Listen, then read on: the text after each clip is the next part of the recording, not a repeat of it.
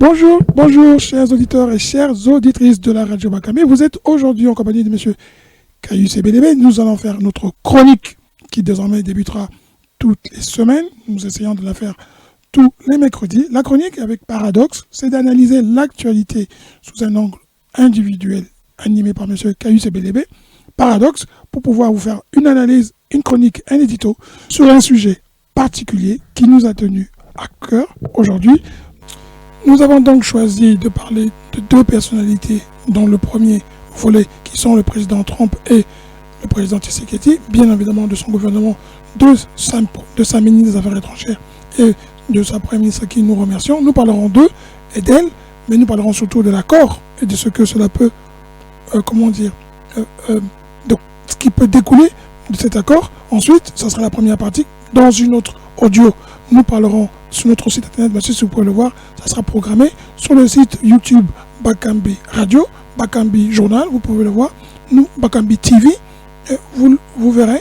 Nous parlerons ensuite de Mme Ngakade du Togo, cette ancienne ministre de la Défense qui a fait un courrier, qui est un courrier d'appel aux forces armées pour venir aider, être aux côtés de la population et non contre la population.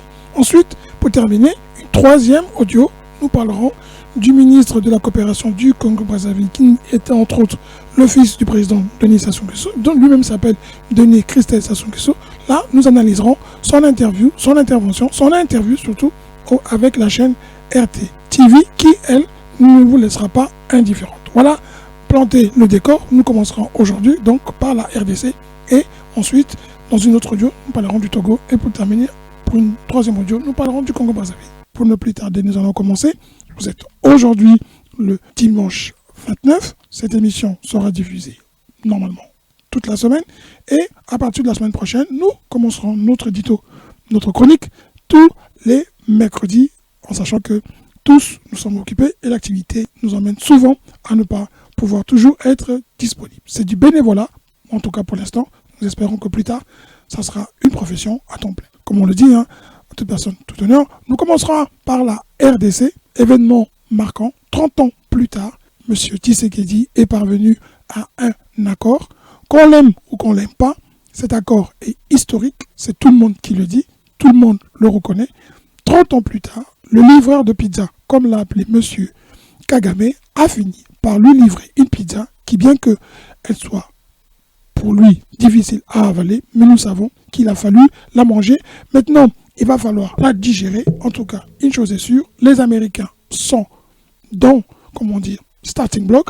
Désormais, la RDC peut ou devrait pouvoir aujourd'hui décoller correctement et pouvoir devenir le géant qu'elle aurait dû être depuis plusieurs décennies, si ce n'est pas depuis au moins un siècle. La RDC est un géant endormi avec près de 110 millions d'habitants et qu'avec plus de 20 millions arrondis, rien qu'en capitale Kinshasa, tous les regards devraient désormais être tournés vers la RDC, mais surtout vers Kagame. Alors de quoi s'agit-il? En tout cas, en ce qui nous concerne, c'est que le 27 de ce mois, juin 2025, la RDC a signé un protocole avec le Rwanda, sous l'égide de l'Union africaine, mais aussi des Américains. On peut imaginer aussi que l'Union européenne était aussi, mais on peut imaginer aussi que l'Union européenne, cette fois-ci, encore s'est fait prendre très vite par les Américains et n'a pas suivi à temps.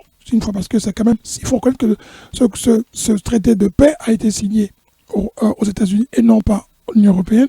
Les Européens, ça fait un moment qu'ils se font doubler par les Américains, mais on comprend pourquoi, parce que les Américains, qu'on aime ou pas, Trump, c'est du concret, il va droit au but. En tout cas, il arrive, il signe les contrats et il impose sa vision des choses. Et donc, la RDC a signé un accord.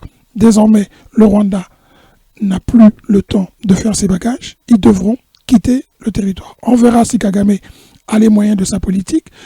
Est-ce qu'il va résister? En tout cas, ce que pense que tout le monde le sait, tout le monde l'a dit.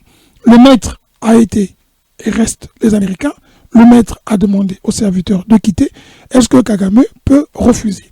Toujours est-il, encore une fois, ce qui est historique dans ce qui se passe en RDC, c'est que c'est une femme qui signe ce traité, la ministre des Affaires étrangères, Madame Thérèse Kayikwamba Wagner, Madame Wagner, a signé un traité. Elle rentre dans l'histoire aujourd'hui en République démocratique du Congo, on retiendra que c'est une femme qui a signé un traité de paix. C'est une femme qui a mené de bâton de maître les négociations, même si, on le sait, elle a répondu, elle a suivi pour cela les instructions du président, mais c'est une femme qui a signé l'accord, c'est une femme qui aura changé le regard du monde envers la RDC. On devrait tous être heureux pour ce pays qui, 30 ans durant, pour beaucoup de générations, il y en a qui sont nés sous les bombes, il y en a qui sont nés en ne connaissant que la guerre. Moi, j'ai des petits-enfants qui, dont un a mis sur son profil depuis au moins plusieurs mois, priant pour Ngoma, libérer Ngoma. Je suis sûr que mon petit-fils sera très heureux d'apprendre qu'il a même appris que Ngoma a été libéré et que nous voulons désormais voir des beaux jours à Ngoma, notamment et surtout sur toute l'étendue du territoire de la République démocratique du Congo. C'est aussi pour M. Tshisekedi un bilan positif, même si il y a beaucoup à lui reprocher, notamment pour moi, en ce qui nous concerne, nous, la Radio Bakambi, dans l'affaire Moutamba, on attend que M. Tshisekedi prenne position et qu'il puisse rétablir cet homme non pas dans ses droits, mais parce que si la RDC est affaiblie, si M. Moutamba est affaibli, j'espère que M. Tshisekedi comprend très bien que la force de Moutamba, même si c'est un être humain qui a commis une erreur, on peut savoir aussi pardonner, comme ils ont désormais décidé de pardonner aux Rwandais, parce que la question qui se pose aujourd'hui, en criant victoire et en signant ce traité avec le Rwanda, M. Tshisekedi peut présenter un bilan positif, en tout cas dans ce cadre-là, et en être fier, une fois de plus, qu'on l'aime ou qu'on l'aime pas, il faut être fier de ce que a accompli M. Tshisekedi, que Kagame l'ait traité de pizza livreur, en tout cas ce qui est sûr.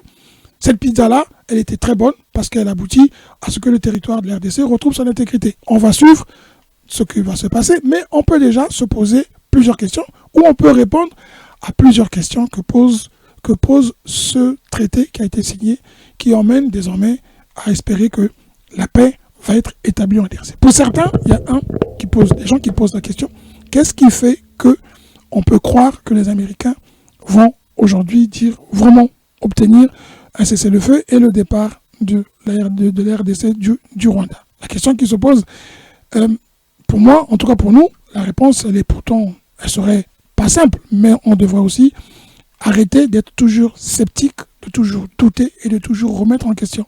Il y a des gens qui ont travaillé, il y a des gens qui ont réussi à gagner un combat, non pas avec les armes, comme le voulait M. Kagame, parce que lui, c'était sur le terrain militaire qu'il attendait M. Tshisekedi. Tshisekedi a joué à la diplomatie, et cette diplomatie, aujourd'hui, sort gagnant. On peut féliciter les diplomates, encore une fois, de la RDC. On peut aussi féliciter les diplomates africains, mais aussi, surtout, M. Tshisekedi, qui avait compris que l'angle d'attaque ne serait pas seulement militaire, il serait moins militaire, il serait beaucoup plus politique. Et donc, il a lancé sa diplomatie. Il faut le reconnaître que c'est un talent. Il faut avoir cette qualité de comprendre que sur le plan diplomatique, il pouvait gagner. C'est ce qui se passe aujourd'hui. Le perdant, c'est M. Kagame, qui a voulu faire de l'armée, qui a voulu faire de la guerre son art, qui a voulu faire de la guerre son commerce, la force de son pays. Aujourd'hui, face à la RDC, à celui qui ne respecte pas, en tout cas, M. Tshisekedi, qui n'était pas attendu, qui n'était pas reconnu pour ses capacités d'homme d'État, vient de prouver qu'on peut être un homme d'État sans faire la guerre, mais utiliser la parole et gagner. Alors, est-ce qu'on peut aujourd'hui dire que parce qu'ils ont signé le traité, comme le dit un avocat de la RDC qui pose la question de savoir est-ce que ceux qui aujourd'hui ont fait la guerre, en tout cas ceux du M23 et des compatriotes ou des traites selon les gens de la RDC qui ont soutenu Nanga dans sa folie meurtrière en occupant Ngoma, est-ce qu'il faut pour autant les amnistier? Est-ce qu'il faut pour autant ne pas les poursuivre? Est-ce qu'il faut pour autant les intégrer dans une armée ou dans la fonction publique ou en faire même des ministres, voire des autorités? La question elle est très importante parce que, comme on le voit, il y a un peu comme une impunité pour beaucoup de gens. C'est on peut faire la guerre et puis on peut être pardonné et puis hop, on reprend sa place. Dans un pays voisin, il y a, dit-on, quelqu'un qui a été recherché par les autorités, mais où on sait où ils sont, où il est, et ce monsieur, cette personne, va aujourd'hui se présenter à l'élection présidentielle du Congo-Brazzaville, on en parlera dans une autre chronique. Il sera candidat, il n'est plus terroriste, il est devenu lui aussi un homme fréquentable. La question qui se pose pour la RDC, c'est que faire de ceux qui ont tenu les armes en Goma contre l'État congolais de la RDC? C'est une bonne question. La réponse se trouve dans ce que pense celui qui pose la question, un activiste, leader, homme de droit, qui lui dit il n'est pas possible, comme ça, d'un claqueur de doigts, de pouvoir laisser les gens être impunis et passer à autre chose. On ne peut pas toujours laisser les gens tuer et puis, parce qu'ils ont réussi à négocier avec des puissances comme les États-Unis, on va les pardonner et leur donner un blanc-seing. Et puis, voilà, c'est fini. Il n'y a rien à dire. Circuler, pas besoin d'aller plus loin, pas besoin de comprendre ce qui se passe. La RDC a fait la paix avec tous les méchants. Bon, maintenant, on peut s'asseoir avec eux et on peut discuter. Mais les familles qui ont perdu des enfants, qui ont perdu des parents, des papas, des mamans, les mamans qui ont été violées, le traumatisme qui ont été créés, comment on va cicatriser toutes ces plaies, tous ces traumatismes, et que pour certaines victimes qui sont encore, merci Seigneur, elles sont encore vivantes, comment vont-elles vivre quand elles vont voir se promener dans les rues ceux qui les ont violentées? Qu'est-ce qu'on va leur dire? Qu'est-ce qu'on va dire à ces mamans-là qui, elles, vont voir, ou ses papas, ou ses frères et sœurs, ses oncles, ses tantes, qui savent que, voilà, celui-là, il a été dans le M23, et parce qu'on a signé un accord avec les États-Unis, il est devenu intouchable, on lui donne un blanc-seing, faut pas l'emmener en justice. Il y a aujourd'hui, d'après le rapport que nous avons lu, enfin le rapport d'après ce que dit M. Vasco Sassita, qui est un avocat congolais de la RDC, il est aussi lauréat d'un prix en 2025 qui a été remis, si je ne me trompe pas, je vais vous dire tout de suite, qui avait été remis, donnez-moi le temps que ça se télécharge, il a été lauréat d'un prix de 2025 de l'initiative Marianne, qui lui dit, mais avant, on pouvait dire qu'il y avait 50 conflits dans le monde, désormais 160, la question qu'il pose, pourquoi pensez-vous qu'on ait 160 conflits, qu'il y ait plus de conflits qu'avant aujourd'hui? Sa réponse à lui, c'est que parce que ceux qui vont en guerre, qui ne respectent plus le droit international, c'est parce qu'ils savent qu'il y a une impunité qui est légalisée. Que l'impunité, aujourd'hui, on peut, comme ça, et on ne sera pas poursuivi. Ok, vous avez réussi à obtenir la paix, mais il va falloir aussi trouver un moyen de régler les plaies, les traumatismes, les douleurs, la souffrance des peuples, des populations, de la RDC, de Goma. Certes, vous allez reconstruire Goma. Certes, le Zaïre va décoller, le Congo-Kinshasa plutôt, lapsus, excusez-moi. Ce Congo-Kinshasa géant va décoller. 105 millions d'habitants, un marché potentiel capable de rivaliser avec le Nigeria, l'Algérie, la Mauritanie, le Soudan, l'Afrique du Sud, l'Angola, devenir le poumon réel de l'Afrique centrale, avec des pays voisins qui sont pour eux de taille de province, devenir un géant où le business serait aujourd'hui, devrait être décollé, les investissements ou plutôt le développement devrait prendre forme si jamais ces puissances qui aujourd'hui ont permis que la paix soit écrite, maintenant il faut qu'elle soit pratiquée, qu'elle rentre dans les faits, que l'on voit la réalité, que l'on laisse ce pays se développer réellement et qu'il fasse le bonheur d'abord des populations de la RDC, mais aussi des populations de la région, l'Afrique centrale, des populations d'Afrique tout court, et dans le monde, que la RDC soit ce géant-là, que tout le monde dit qu'il aurait dû être depuis plusieurs décennies. Mais investir, développer dans les infrastructures, investir dans la création d'emplois, permettre de devenir un géant capable de rivaliser avec des grands pays, c'est ne pas mettre de côté le bien-être de ces populations. Il va falloir aussi que ce bien-être, on se retourne et qu'on le regarde et qu'on le concerne. Comme le dit cet avocat, M. Vasco Sassita, il va bien falloir qu'à un moment donné, l'impunité cesse et que bon nombre de criminels soient, eux, traduits au tribunal international de justice. Ça sera quelque chose qui devrait être fait, qui devrait être correct, et ce n'est pas être mauvaise langue ou ce n'est pas non plus mettre de l'huile sur le feu. La paix ne peut pas être faite au détriment de ceux qui en ont été des victimes. Mais, encore une fois, il faut féliciter M. Félix Tshisekedi, son Premier ministre, sa Première ministre ou son Premier ministre. Il faut aussi féliciter la ministre des Affaires étrangères, tous ceux qui, dans l'ombre, ont œuvré pour que la diplomatie république démocratique triomphe 30 ans plus tard. Il faut reconnaître que durant 30 ans, il y a eu des gens qui n'ont pas été à la hauteur, comme l'aura été M. Tshisekedi, qui a compris qu'il fallait ne pas suivre le piège des armes pour que le sang coule et qu'il fallait aller vers le dialogue, parler diplomatie et ne pas tomber dans le piège. On peut imaginer qu'en ayant travaillé avec l'Angola, il y a eu comme une forme d'inspiration. Ce qui nous vient à l'esprit, ce qui nous vient tout de suite à la pensée, c'est que vous avez, peut-être que vous vous rappelez, l'Angola avait lui aussi des problèmes au sein chez eux. Il y avait le MPLA d'un côté et il y avait Savimbi de l'autre qui contrôlait la zone diamantaire et vous aviez de l'autre le MPLA qui contrôlait le pétrole. Savimbi a fini par être livré, Savimbi a fini par être trahi pour que l'Angola désormais sorte de la guerre et pour que l'Angola redevienne un pays uni.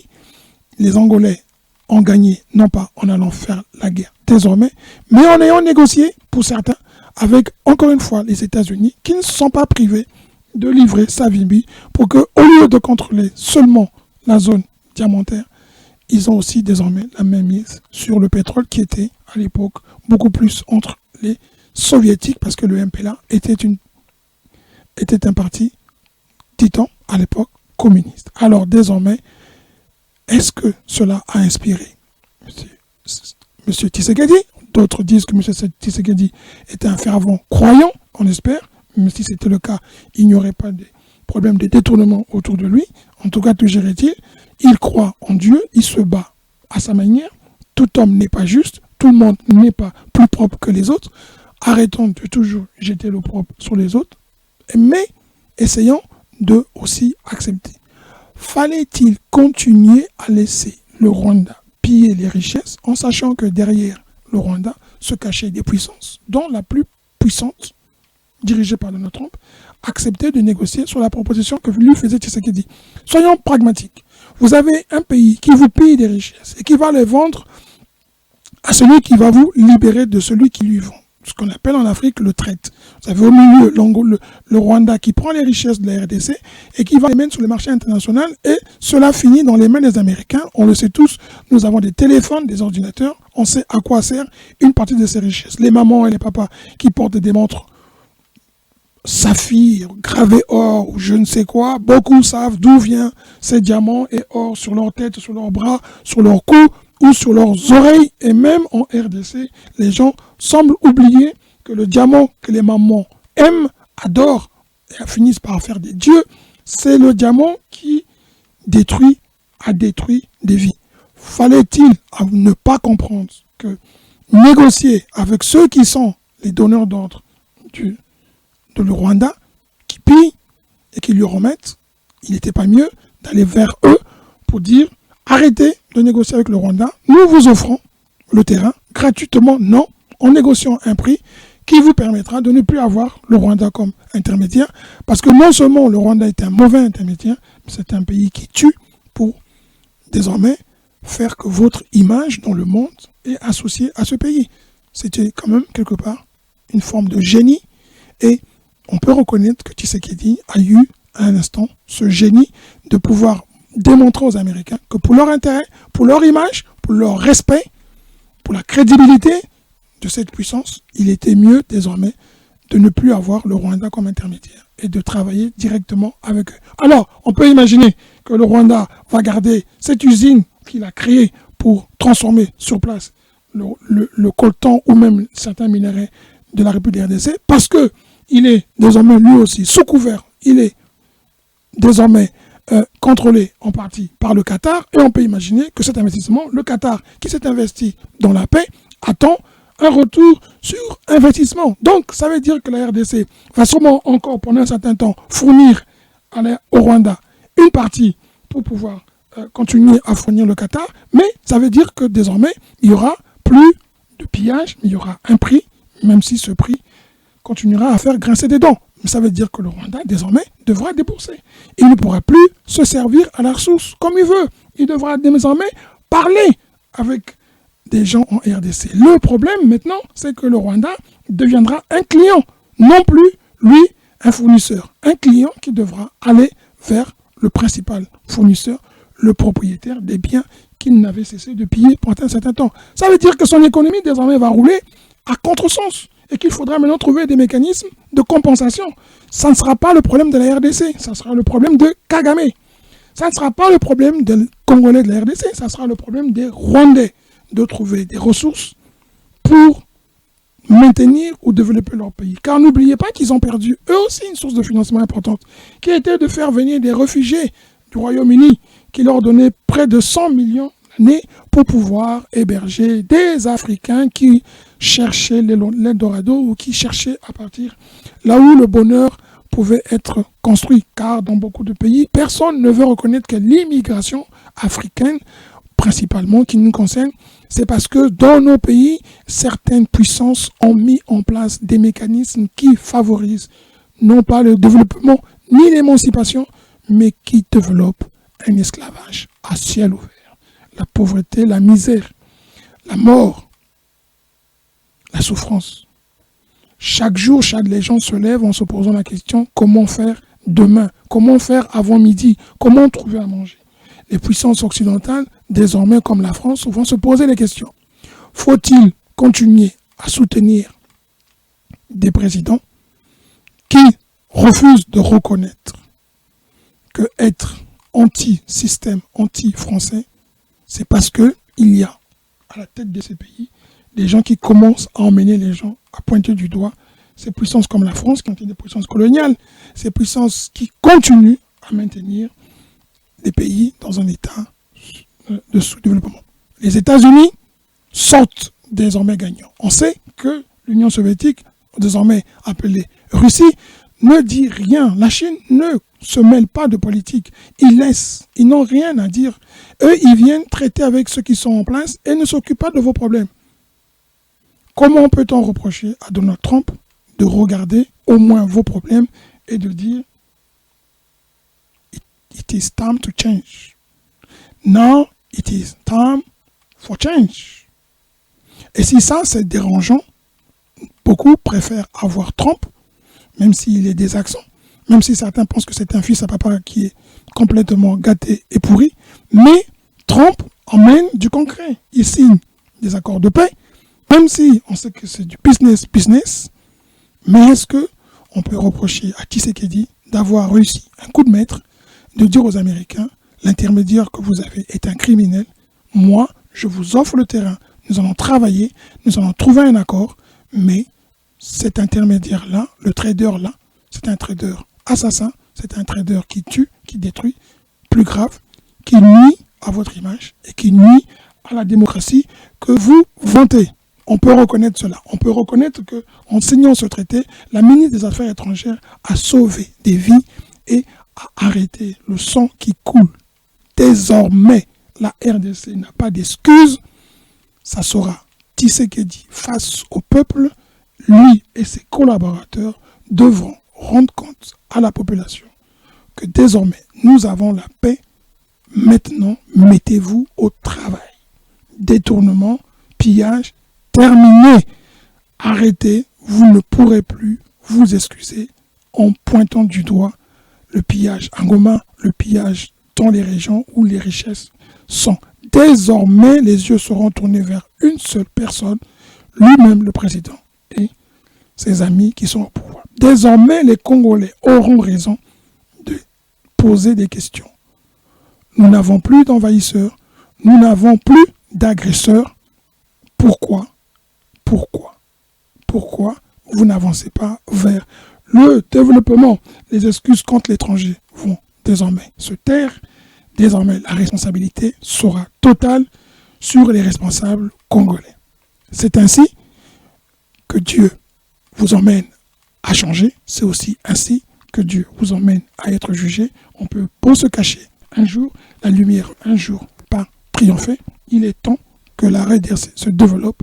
Nous disons à M. Tshisekedi, félicitations. Bonne chance. Le Congo désormais vous regarde. L'Afrique vous regarde. Nous vous souhaitons une totale réussite sur tous les plans.